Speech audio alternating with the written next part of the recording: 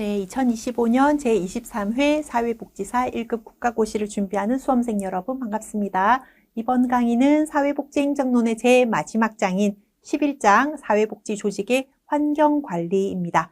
자, 우리가 코로나를 기점으로 많이 경험했습니다. 환경이 변화하면 조직이 참 많은 영향을 받는구나 하는 것을요. 자, 222페이지 공감수험서 가지고 계신 분들은 한번 봐주시다시피 자, 11장은 어쩌면 고루고루 출제되고 있구나 하는 거 알 수 있습니다. 자, 첫 번째 가장 많이 출제된 것은 마케팅과 관련된 부분이고요. 자, 두 번째는 코로나로 인한 영향인 것인지 환경 변화, 그에 따르는 조직의 대응책, 이 두 번째로 많이 출제가 되었고요.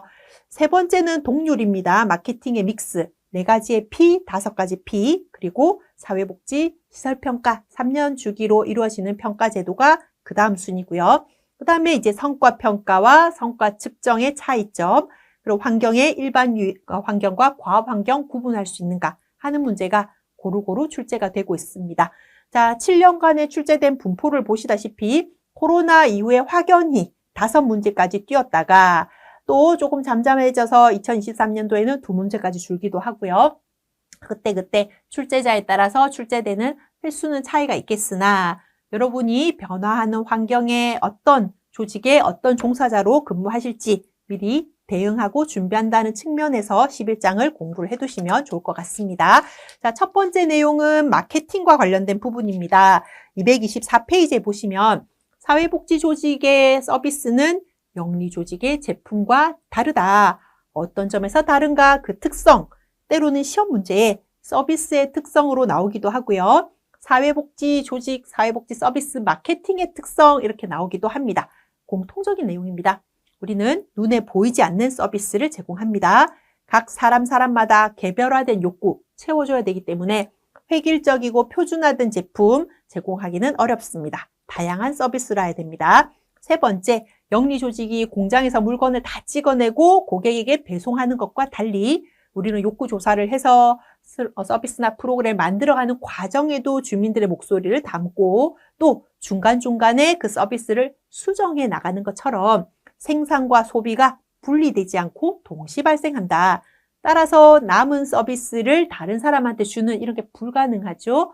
영리 조직 같으면 남은 물건은 좀 더 저렴하게 다른 유통장소에서 판매를 한다던가 1+1의 촉진, 판촉 행사를 하는데 비영리 조직은 서비스 사라져버린다. 다른 사람한테 줄 수 없다. 재고 처리 불가능하다. 이런 특성 기억하시면 됩니다.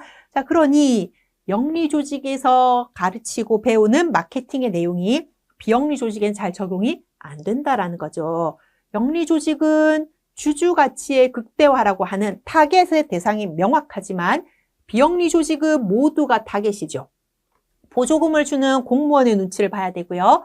기부금을 줄까 말까 고민하고 있는 기업의 눈치도 봐야 되고요. 세금을 내는 주민들의 목소리도 들어봐야 되고요. 우리 조직을 이용하겠다라고 등록한 이용자의 목소리, 이용자의 부모님의 목소리, 자원봉사자와 실습생의 목소리까지 모두가 우리의 이해관계자이기 때문에 주주만을 위해서 움직이는 기업과는 차이가 있다. 그러므로 영리 조직에서 배우는 마케팅하고는 다를 수밖에 없다 하는 내용입니다.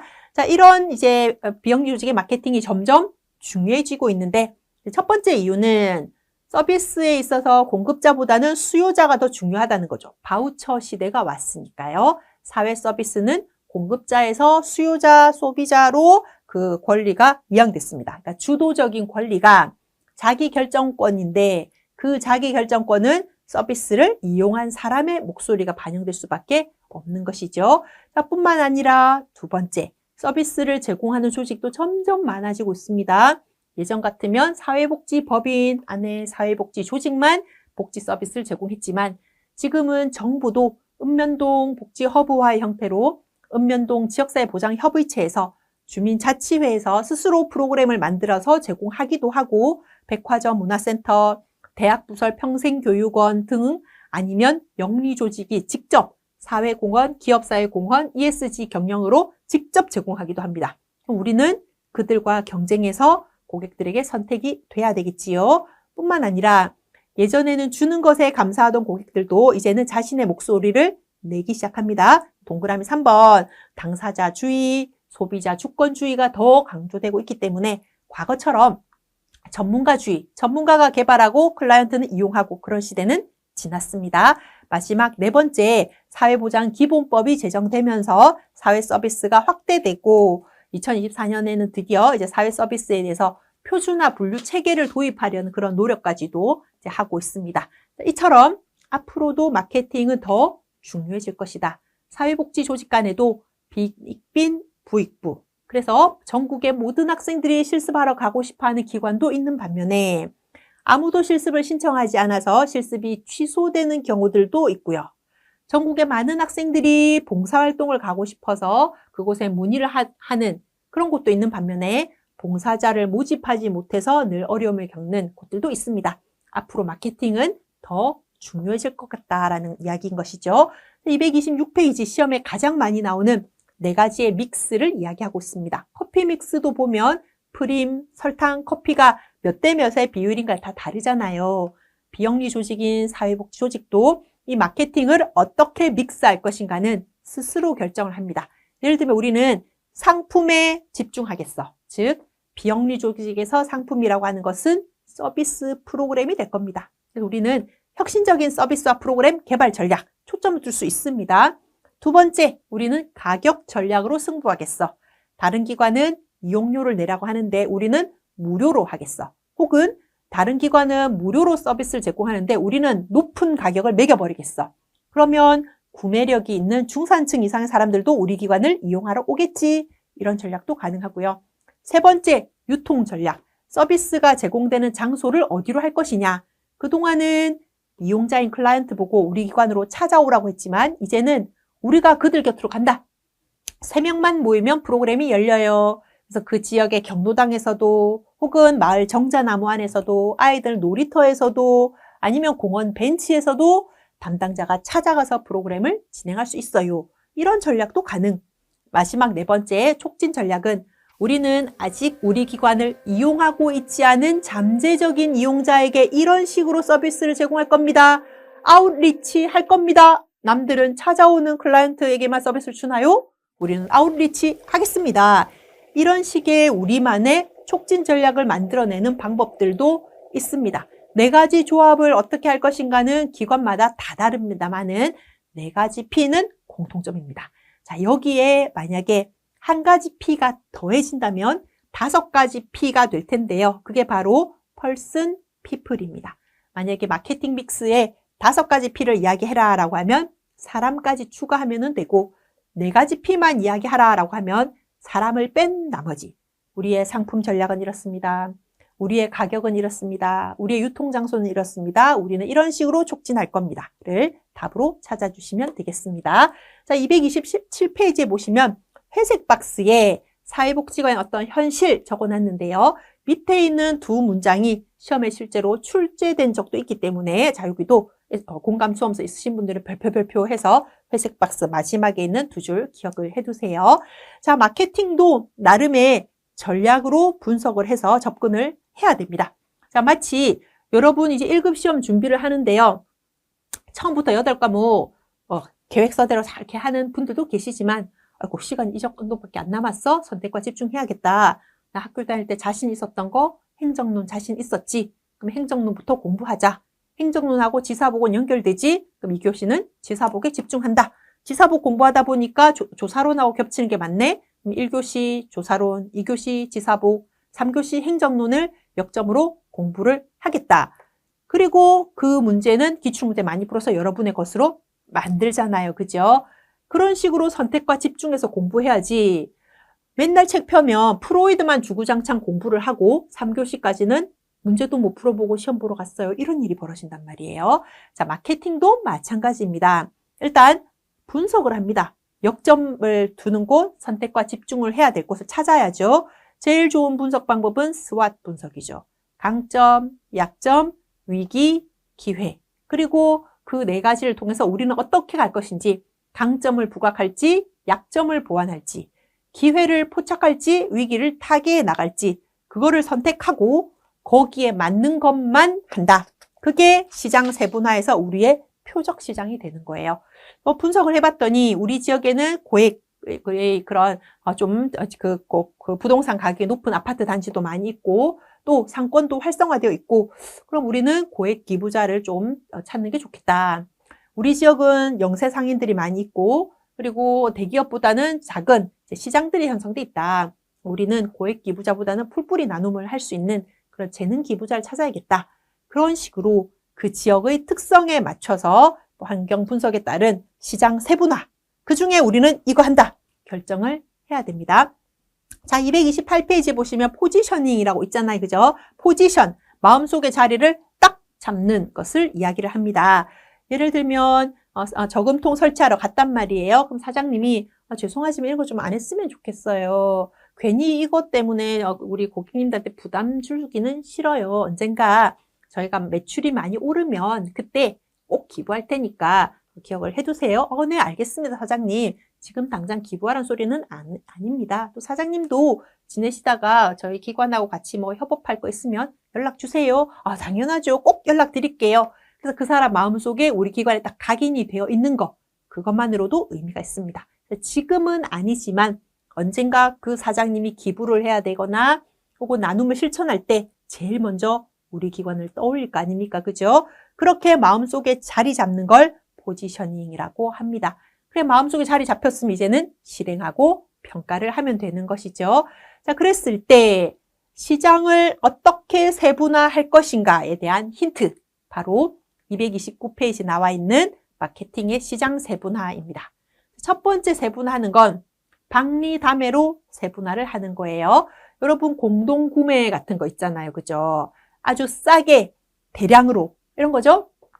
마치 여러분이 뭐 컴퓨터에 프린터를 사용하는데 프린터에 토너, 카트리지가 다 써버려진 거예요. 그래서 인터넷에서 구매하려고 보니까 정품은 너무 가격이 비싼 거예요. 근데 밑에 보니까 벌크 제품으로 파는 거죠. 그러니까 포장이나 박스나 이건 안 하고 여러 개를 많이 넣어서 박리담회로 파는 형태 충분히 가능하잖아요. 자, 대량 마케팅이라고 하는 건 전체 클라이언트에게 하나의 서비스를 대량으로 제공해 주는 형태를 의미합니다. 자, 두 번째 세분화 마케팅은 시장 세분화의 주제에 딱 맞는 것이죠. 모두를 타겟으로 하지 않고 그 중에 일부만. 우리는 전체 1인 가구 대상 안 합니다. 대량 마케팅이라면 전체 1인 가구를 대상으로 하겠지만 우리는 청년 1인 가구만 대상으로 합니다. 그게 세분화 마케팅. 그 중에서 더 세분화를 하겠다라는 뜻입니다. 세 번째 틈새 시장 마케팅은 아무도 거기에 신경을 쓰지 않는 거예요. 왜냐하면 너무 적은 인원이기 때문에 규모의 경제가 발생하지 않는 거죠. 예를 들면 적어도 10명, 15명은 되어야지만 집단 프로그램이 오픈될 수 있잖아요. 그죠? 대부분 10명, 15명에 모일 수 있는 사람들만 타겟으로 하는 거예요. 근데 우리는 그런 10명 프로그램 하지 말고 3명짜리 프로그램을 여러 개를 하자. 그래서 남들과 다른, 그래서 청년 1인 고립가구 은둔 고수님들 찾습니다. 은둔 고수님 3분씩 이렇게 프로그램 하는 틈새 시장 마케팅도 가능하죠. 은둔 고립하는 사람들이 지역사회로 나왔을 때 프로그램 딱 봤는데 10명이 앉아있다. 압도당해서 그다음부터는 안 올 거 아니에요. 그죠? 오히려 우리는 남들이 하지 않는 완전 소규모의 최소 극소규모의 프로그램으로 하겠다. 이런 건 틈새 시장 마케팅입니다. 네 번째 미시적 마케팅은 원투원 마케팅입니다. 3명도 많다. 1명씩 1대1로 개입하겠다. 이런 게 미시적 마케팅입니다. 가장 세분화의 정도가 높은 수준이 되겠죠. 깔때기로 줄어드는 겁니다. 제일 넓은 거 매스, 거대한 대량 마케팅. 그 중에 일부만 추린다. 세분화 마케팅. 추렸는데 남들이 관심 안 가지는 거를 추려낸다. 틈새 시장 마케팅. 그 중에는 단 1명이라면 미시적 마케팅으로 답을 찾아주시면 됩니다. 이런 마케팅의 기법이 사회복지 행정론뿐만 아니라 지역사회복지론 아니면 모금에서도 등장하는데요. 첫 번째, 어떻게 호소할 것이냐? 우편물을 보내는 거죠. 직접, 다이렉트로. 그래서 여러분이 SNS를 하면 DM을 보낸다라는 이야기를 하잖아요. 그죠? DM은 한 사람한테만 보낼 수도 있겠지만 복사 붙여넣기해서 여러 사람한테 보낼 수도 있습니다. 그래서 다이렉트 마케팅이라고 하는 것은 우리가 후원을 필요로 하는 잠재적 후원자에게 이제 소식지나 편지글을 이제 집단으로 뿌리는 그런 형태를 의미합니다. 아무래도 모르는 사람한테 보내기보다는 어느 정도 가능성이 있는 사람한테 보내는 방식이겠죠. 두 번째, 고객 관계 관리 마케팅은 세 번째에 있는 거랑 영어 단어는 똑같지만 풀네임이 다르기 때문에 시험에서는 딱 풀네임까지도 보여줍니다. 고객과의 관계를 관리하는 거예요. 한 번 고객은 영원한 고객, 마치 한 번 해병은 영원한 해병, 이런 것처럼요, 캐치프레이즈를 가지는 거예요. 그래서 우리 기관에 한 번도 이용해보지 않은, 한 번도 후원하지 않은 사람보다는 한 번이라도 해본 사람이 조금 더 신분이 있잖아요. 그래서 전혀 모르는 사람보다는 기존 이용하는 사람을 활용해서 뭔가를 끌어내는 거예요. 예를 들면 우리 그 기관에 대학생이 3학년 때 실습을 가기 전에 봉사활동을 미리 하러 왔단 말이에요. 이미 우린 그 한 명과 끈이 다 있죠. 그래서 그 한 명을 통해서 우리 이번에 가족 봉사활동 장려하는데 너 우리 기관에 봉사활동 한 적 있잖아. 너희 가족하고 같이 와보는 거 어때? 이렇게 하는 게 전혀 모르는 백지 상태에서 가족 봉사자를 찾아 나서는 것보다 훨씬 더 쉬운 방법이라는 것이죠. 기존에 있는 고객과의 관계를 활용해서 눈덩이를 굴려가는 방식입니다. 세 번째 공익 연계 마케팅은 기업 연계 마케팅이라고도 합니다. 윈윈입니다. 기업은 이미지가 필요하고요. 비영리 조직은 현금이나 현물이 필요합니다. 그랬을 때 비영리 조직은 손쉽게 이들에게 접근은 할 수 있단 말이에요. 노하우는 없지만. 그랬는데 영리 조직이 아이디어를 내는 거죠. 저희는 아웃도어 회사이기 때문에 아웃도어 브랜드의 정보는 얼마든지 나눠줄 수 있습니다. 그러니까 비영리 조직이 그럼요, 아무나 나눠드리지 말고 저희 지역사회에 폐지 수거하는 리어카로 자원 재순환 활동하는 활동가 어르신들 계시거든요. 잠깐만요, 방금 뭐라 했습니까? 리어카를 미는 자원 재순환 활동가요? 그분들은 누구신데요? 아마 대부분의 사람들은 폐지 수집하는 할머니, 할아버지를 알고 있을 거예요. 근데 저희는 폐지 수집한다라고 이야기하지 않고 자원을 재순환하는 활동가라고 이름을 부르고 있거든요. 너무 좋은 일 하시네요. 그죠? 폐지를 수집한다는 거 결국은 자원을 다시 리사이클링 하는 거니까 너무 좋은 취지입니다. 저희랑 같이 해요.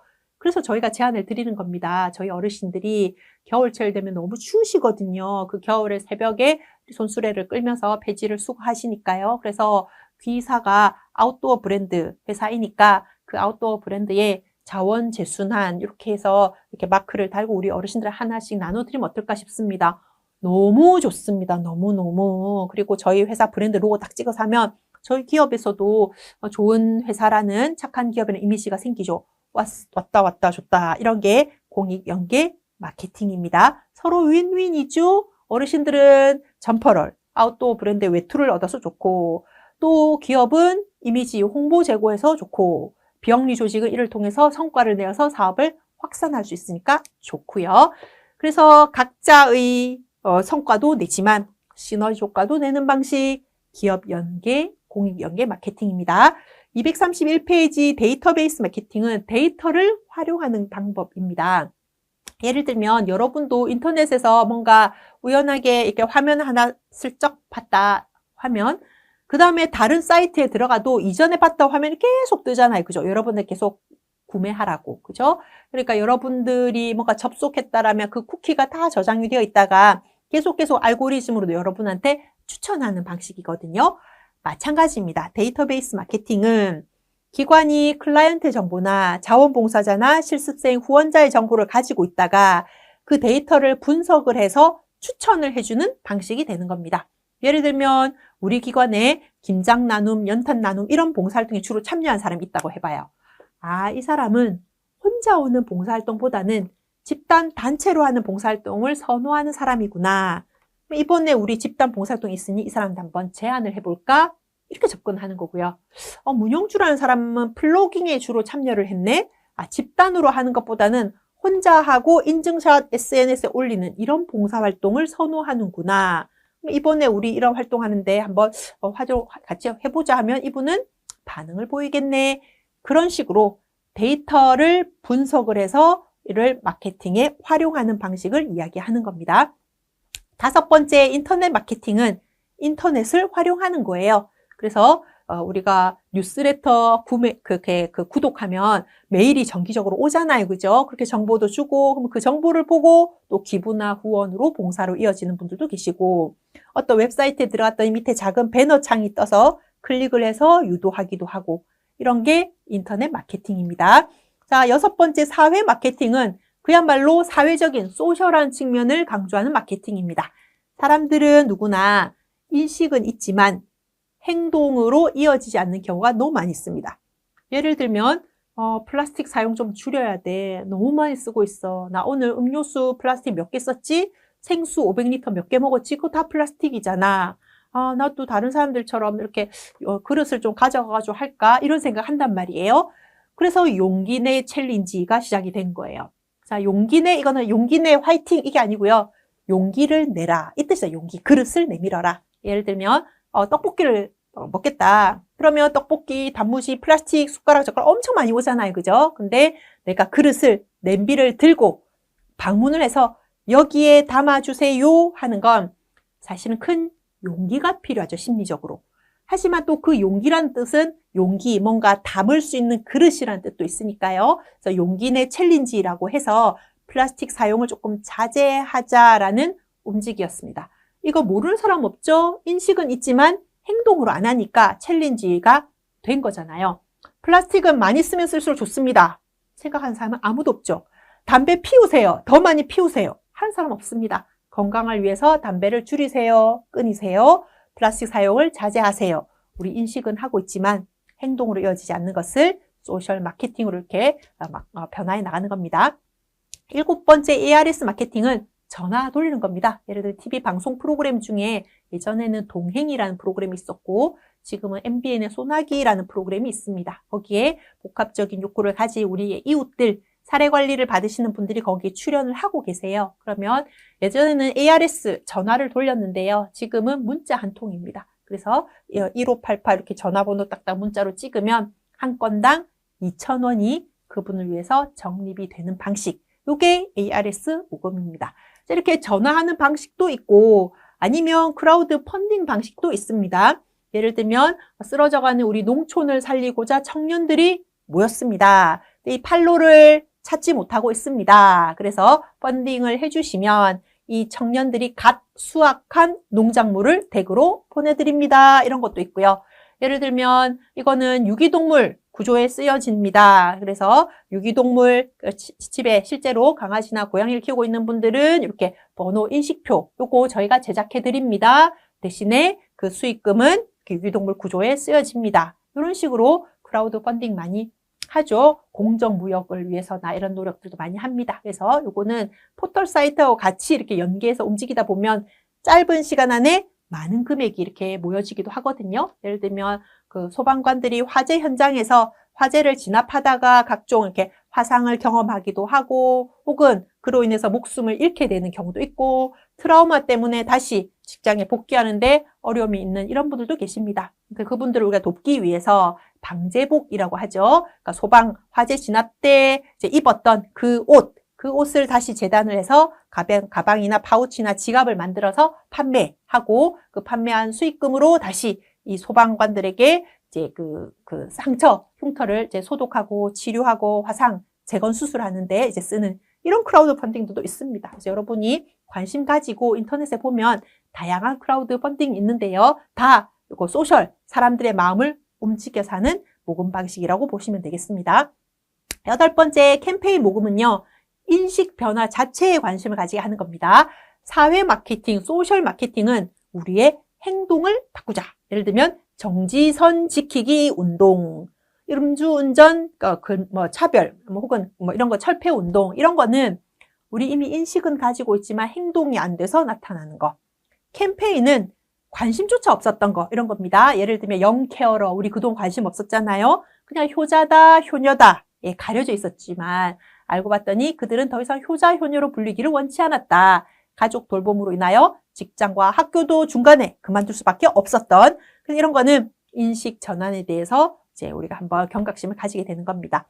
자, 아홉 번째 이벤트 모금은 마찬가지로 사전에 뭔가 이벤트를 기획을 하고 그 이벤트를 통해서 뭔가 기부금이나 모금이나 봉사자를 새롭게 이제 찾아내는 이제 그런 형태를 이야기합니다. 요즘은 뭐 유명한 아이돌 그룹이나 트롯 가수들의 팬덤이 잘 이렇게 활성화되어 있어서 그 팬덤들이 이런 이벤트들을 많이 하죠. 그래서 내가 좋아하는 그런 그룹이나 그 연예인이 공연을 하고 나면 그때 팬들이 모여서 일제히 이렇게 그 후원도 하고 하겠죠. 그때 우리가 1인당 얼마씩 기부를 해가지고 그거로 라면 화환 만들고 계란 화환 만들고 쌀 화환 만들어서 지역에 이렇게 나누는 그런 활동으로 이제 의미 있게 이제 뒤풀이를 하는 경우들도 이제 있습니다.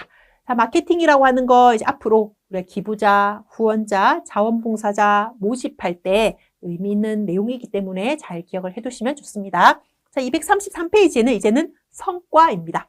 그동안 수행, 실적에 관심을 가졌다면 이제는 성과, 의미 있는 변화를 만들어내었는가도 보여줘야 됩니다. 왜냐하면 우리는 책임성이 중요하니까.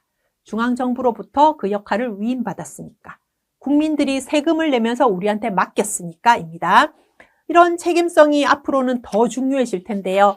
내부적으로도 원인은 있고 외부적으로도 원인은 있습니다. 내부적으로는 우리가 제공하는 서비스는 너무 다양합니다.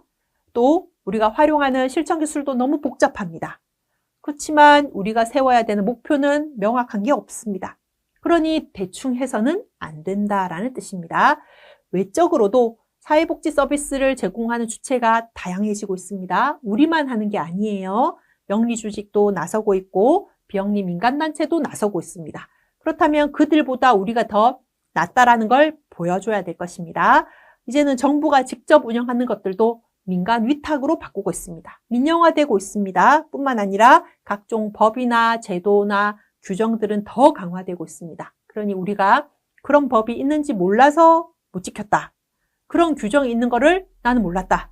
규정이 개정됐는지 알지 못했다. 그렇게 말하는 건 이제는 안 될 겁니다. 우리가 미리 법, 제도, 규제, 규정을 철저하게 알고 그리고 우리의 경쟁자가 우리 옆에 있는 비영리 민간기관이 아니라는 거, 우리의 경쟁자는 공공일 수도 있고 기업일 수도 있고 오히려 주민단체, 사회적 경제일 수도 있다. 그들과 선의의 경쟁을 해서 우리가 더 잘 할 수 있다라는 걸 보여줄 때 기부자나 후원자들도 우리 손을 들어줄 것이고 우리 기관이 정부 보조금이 제때 지급되지 않아서 폐업, 이제 문 닫게 되었을 때 클라이언트들이 방패막이 되어서 우리는 이 기관 문 닫는 거 원치 않습니다. 라고 전면에서 우리를 위해 사회행동 해줄 수 있도록 책임감을 다해야 될 겁니다.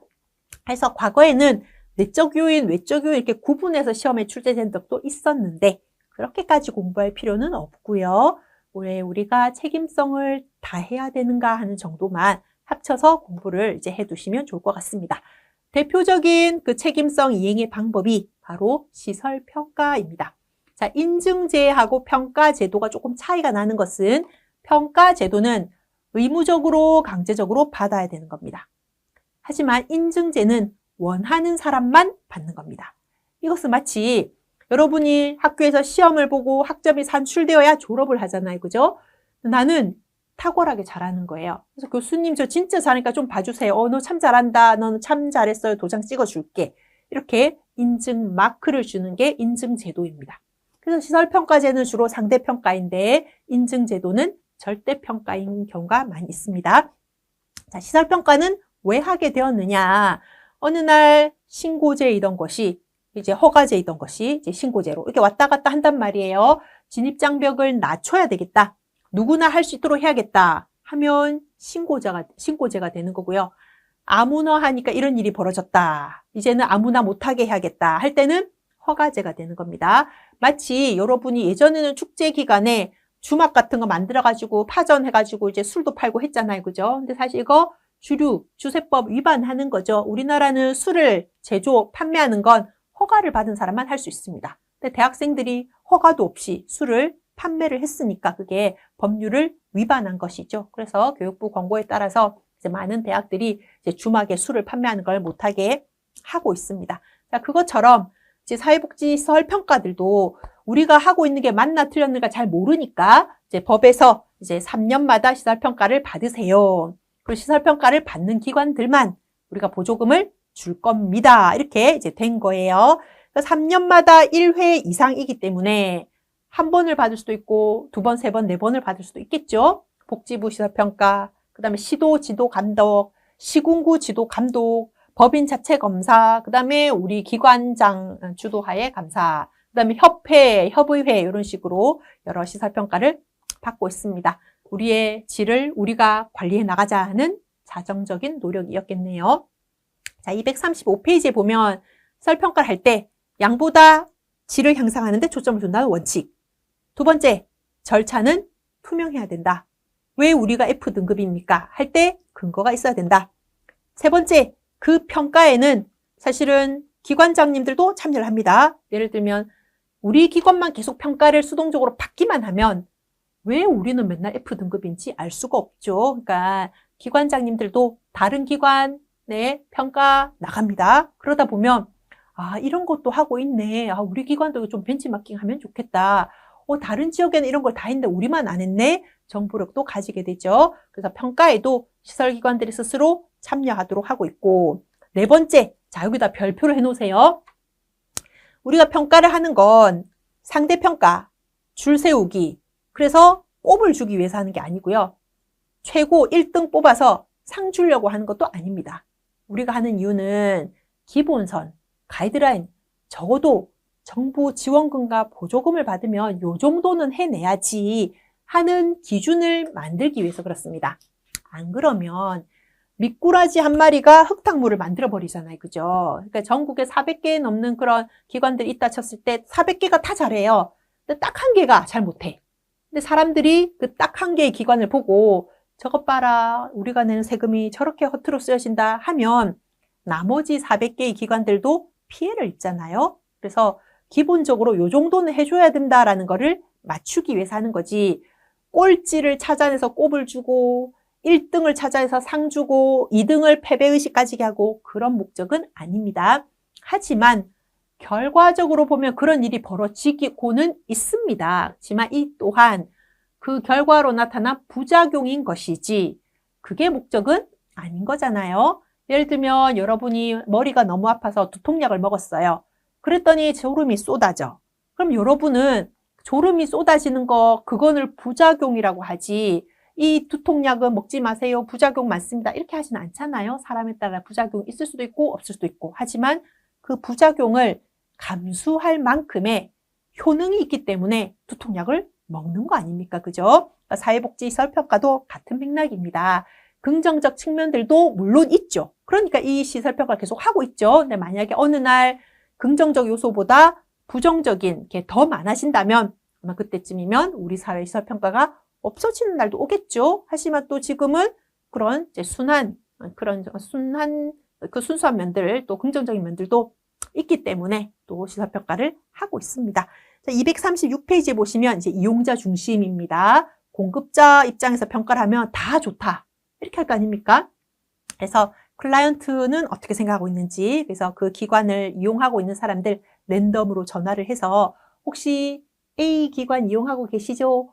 어떻게 하셨어요? 저희가 지금 만족도 조사 시설평가 일환으로 의견 좀 여쭤보려고 합니다. 언제부터 이용하셨나요? 이용해보시면서 불편한 점 없었나요? 등등등 이렇게 조사하는 게 이용자 중심의 평가라는 뜻입니다.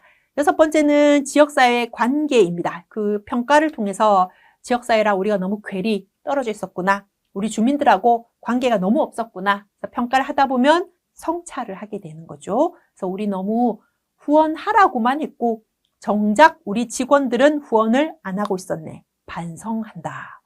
우리 지역 주민들한테 계속 재능 기부하라고만 했고 정작 우리 직원들은 재능 기부한 적이 없네. 반성한다. 이렇게 하면서 시설평가를 거치면서 지역사회의 관계가 조금 더 긍정적으로 바뀌는 이런 경험을 하게 되는 겁니다.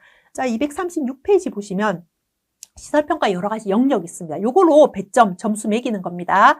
시설 환경은 어땠냐? 재정관리는 잘하냐? 조직관리는 잘하냐? 인적자원, 직원들은 어떻게 관리하고 있냐? 이용자인 클라이언트의 권익은 보호하고 있느냐? 비밀보장 지키냐? 고충은 처리해주고 있냐? 지역사회 관계는 어떻냐? 후원자, 봉사자 관계 어떻게 하고 있는지 알려달라. 마지막으로 프로그램 서비스 개발하고 공동목표로부터 얼마나 선정이 되었고 결과평가 어떻게 하고 있느냐? 이 모든 거를 평가 배점으로 다 평가를 하고 있습니다. 그래서 예를 들면 시설이 깨끗하냐, 환경이 바닥 미끄럼 방지는 없느냐, 안전바 손잡이는 되어 있느냐, 성면은 어떻느냐, 추락의 위험은 없었느냐, 누수되는 곳은 없느냐, 혹은 외부인들이 출입할 때 그거를 어떻게 도어락은 설치되어 있느냐, 혹은 버스나 아니면 셔틀을 운영하는 경우라면 그 버스나 셔틀의 내구 연한은 언제고, 보험에는 가입돼 있고, 그리고 차량 운행 일진 다 쓰고 있고, 이런 걸 전부 다 체크를 해서 ABCD 점수를 매깁니다. 그래서 어떤 기관은 전 영역이 전부 다 A, 그래서 A 하면 팝업창 딱 띄우겠죠. 근데 어떤 기관은 F 있습니다. 실제 그런 기관. 그렇지만 그런 기관은 홈페이지 아예 공지를 안 하고 있지요. 자, 이거 모두 다 236페이지 사회복지 사업법 안에 조항이 들어가 있습니다. 자, 여기서 별표해야 되는 부분이 있습니다. 자, 236페이지의 박스 안에 보면 사회복지사업법 제46조, 43조 괄호 안에 뭐라고 돼 있나요? 시설의 서비스 뭐라고요? 최저 기준, 최저 기본, 베이스라인, 가장 가이드라인, 가장 낮은 기준. 자, 적정 기준 아니고 최적 기준 아닙니다. 왜 그럴까요? 예를 들어 노인복지시설 평가를 받으면 노인복지시설 중에 노인복지관의 규모가 제일 크잖아요. 그죠? 그럼 조그만한 노인보호 전문기관부터 해서 이런 곳들은 배겨낼 수가 없잖아요. 그죠? 그러니까 이게 너무 최고만 하다 보면 대부분의 기관, 우리는 평가 어차피 받아봤자 꼴찌니까 대충 하자. 이런 일이 벌어지는 거예요. 그래서 최저 요 정도만 맞춰주세요 라는 거 가이드라인, 기본선 요거를 제시하고 있습니다. 최저 기준입니다. 적정 기준 아니고요. 그리고 그 최저한 맞춰야 되는 게 인권, 환경, 237페이지에 시설 운영, 안전관리, 인력관리, 지역사회 연계, 서비스 등등등은 있지만 홍보와 마케팅은 없다. 이거 기억해 놓으세요. 지난번 시험에 사회복지사업법 내 시설평가에 기준에 포함되지 않는 것은 이렇게 해가지고 학생들이 안전관리에서 많이 틀렸어요. 안전 중요합니다. 왜냐하면 안전약자들이 이용하는 시설기관이기 때문에 안전은 더 중요합니다. 자, 그렇지만 홍보와 마케팅은 양질의 우리가 뭔가를 하기 위함이기 때문에 여기 시설평가에는 포함되어 있지 않다라는 거. 자, 이런 이제 시설평가를 포함한 성과를 관리를 해 나가야 되는데요. 자, 성과 관리에 비슷한 개념들이 있어서 이것도 시험에 출제된 적이 있습니다. 우리는 실적보다는 성과를 관리한다. 성과를 관리한다는 건 무슨 말이냐? 일단 성과를 재봐야 된다. 측정. 예를 들어 여러분이 체중 감량이라는 목표를 세웠다라고 생각을 해보세요. 그럼 뭘 해야 될까요? 살이 빠졌는지 쪘는지 체중계 위에 올라가 봐야 되잖아요. 올라갔더니 아직도 80kg네. 성과 측정. 오늘 80kg. 그 다음날 했어요. 81kg 더 쪘다. 웬일? 감량하려고 했는데 더 쪘네? 이렇게 계속 재갑니다. 측정. 그렇게 하다 보면 그날의 데이터 입력을 해 놓겠죠. 그리고 이상하다. 이날은 왜 쪘지? 이날은 왜 빠졌지? 운동한 날은 조금 빠졌는데 운동 안 한 날은 쪘네. 낮에 도너츠 간식을 먹은 날은 쪘네. 간식 줄이고 확실히 운동을 해야 되겠구나. 그렇게 해서 나는 평가 보고서를 씁니다. 체중 감량을 위해서는 식단 관리도 중요하지만 적정 운동도 필수이며 간식을 제한하는 것이 필요하다고 사료됨 이렇게 쓰는 게 성과 평가입니다. 자, 구분하시겠죠? 우리는 성과를 관리해 나간다. 어떻게? 성과를 재는 거, 측정도 한다. 그 측정을 통해서 결과가 어떻다는 걸 보고하는 성과를 평가하기도 한다. 근데 그게 조직 수준이기도 하고 직원 개인 수준이기도 한데 조직 수준이라면 조직의 성과라고 할 것이고 개인 수준이라면 개인의 직무 수행 평가가 될 겁니다. 그래서 238페이지에 나와 있는 것처럼 직무 수행 평가를 토대로 승진 아니면 재계약 혹은 정규직 전환 이런 거에 판단의 근거로 삼는다라는 거입니다. 자, 다음은 이제 239페이지부터 등장하는 환경관리입니다. 예전에 환경은 어쩔 수 없이 우리가 따라야 되는 것으로 보았지만 지금은 상황이론, 정해진 건 없어요. 상황에 맞춰가야 됩니다. 이렇습니다. 그러면 우리는 환경도 관리해 나가야 되겠죠. 우리가 아예 환경보다 앞서서 선도하는 방법도 있습니다. 언젠가 코로나 비스무리한 게 또 올 수 있겠지? 미리 준비하자. 우리는 예방, 이렇게 할 수도 있잖아요. 그죠? 자, 239페이지에 보시면 사회복지 조직의 환경 여러 가지가 있는데요. 양괄호 1번에 일반 환경, 그 다음에 동그라미 1, 2, 3, 4 있고요. 그 다음에 241페이지에 양괄호 2번에 업무 환경, 이렇게 해가지고 또 동그라미 이렇게 쭉 나갑니다. 자, 두 가지 환경을 구분할 줄 아는가 하는 문제가 꽤 나옵니다. 꽤. 자, 어렵지 않습니다. 일반 환경은요, 모든 조직이 영향받는 환경, 이렇게 보시면 됩니다. 정치, 경제, 사회, 문화, 법, 제도가 바뀌었다. 일반 환경입니다. 예를 들면 우리 사회는 다문화 사회로 가고 있습니다. 1인 가구 급증하고 있습니다. 고립 가구가 증가하고 있습니다. 이거 누가 영향받는 겁니까? 모두 영향받습니다. 예를 들면 고독사 늘어나고 있다. 사회복지만 영향받나요? 아니요. 경찰도 트라우마 받을 일이 많고요. 집주인 깜짝 놀란 일은 더 많습니다. 집주인은 문을 못 엽니다. 월세 안 내는 사람들. 혹시 고독사 있을까 봐.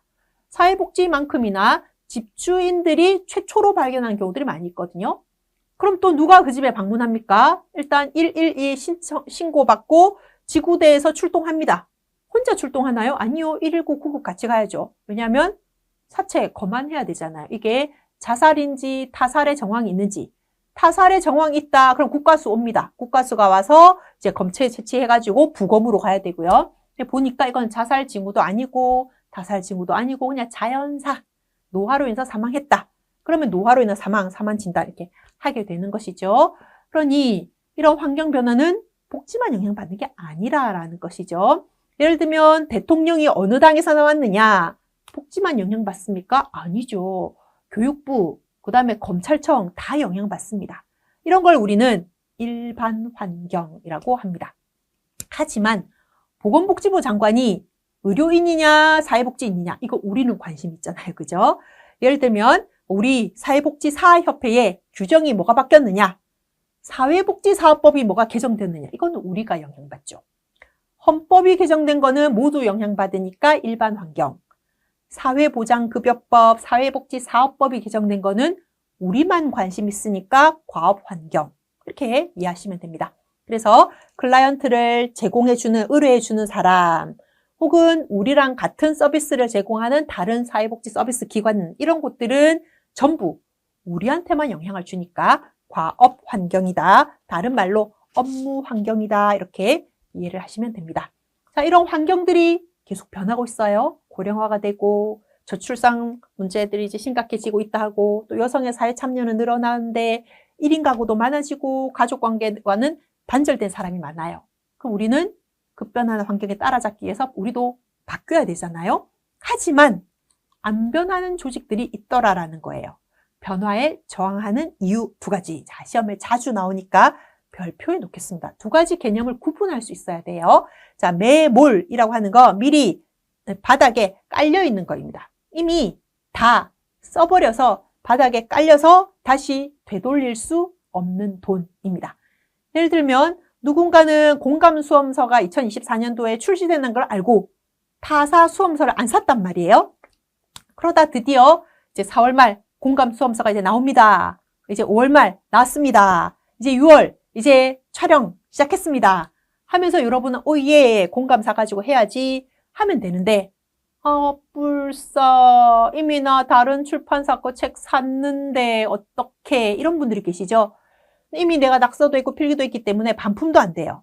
그분들은 둘 중 하나죠. 다시 살 것이냐, 아니면 기존 수험서로 공부를 할 것이냐.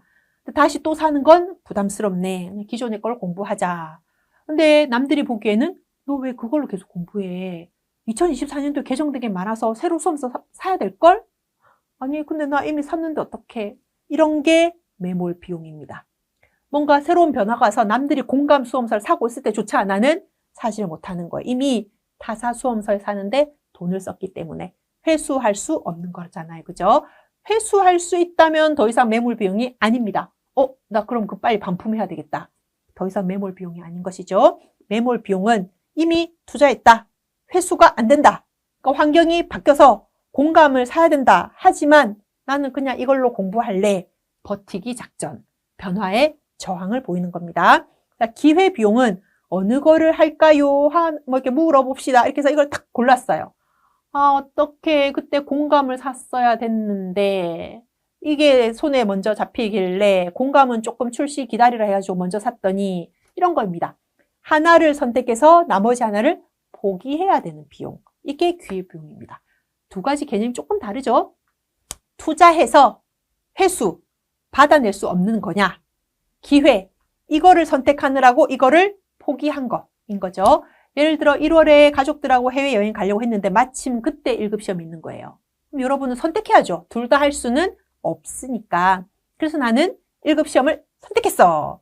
했는데 그럼 해외여행은 갈 수 없는 거잖아요. 그죠? 그래서 하나를 선택하면 하나를 포기해야 된다. 물론 두 가지를 다 가지고 싶지만 쉬운 일은 아니니까요. 이렇게 해서 변화하는 환경에 따라잡지 못하고 도태되는 경우들이 있더라. 하지만 환경을 잘 관리해 나가는 조직도 있습니다. 자, 246페이지 보시면 첫 번째, 협력 전략. 너무 좋죠? 우리랑 같이 윈윈 하려면 MOU 체결합시다, 협약 맺읍시다, 이런 거 너무 좋습니다. 근데 그 방식도 구체적으로 세 가지가 있네요. 첫 번째는 전통적인 거, MOU 체결. 두 번째는 MOU 체결하지 말고 연합, 우리 지역사회복지론 시간에 가장 낮은 수준의 협조, 중간 단계인 연합, 세 번째 가장 높은 수준의 영속적인 동맹 배우셨잖아요. 그러니까 위기 상황을 이겨내기 위해서 무슨 연합회 만듭시다. 가장 좋은 전략인 것이죠. 세 번째, 흡수. 하나의 조직의 구성원을 우리 조직으로 끌어들이는 거. 이런 형태입니다. 예를 들면 기업하고 MOU 체결은 조금 어렵지만 그 기업의 담당자를 우리 기관의 운영위원으로 모시는 거. 이 정도는 할 수 있으니까요. 자, 두 번째, 위험 관리 전략 너무 중요합니다. 위험을 최소화하는 것도 중요하죠. 안전을 위해서요. 무슨 일이든지 사건이 터지고 나면 사실은 되돌릴 수가 없으니까요. 예를 들면 서비스를 제공하는 중에 디스크 올 수도 있고요. 또 서비스를 받은 어르신이 누가 안마해주고 갔는데 그때부터 담이 와서 어깨가 결렸다, 손해배상 청구 이런 일이 있을 수도 있습니다. 그래서 개별 기관들은 이제 상해보험 같은 데 가입을 해 있어서 보험회사가 이 손해를 사정해가지고 보험금을 지급할지 말지, 보상할지 말지를 판단하잖아요.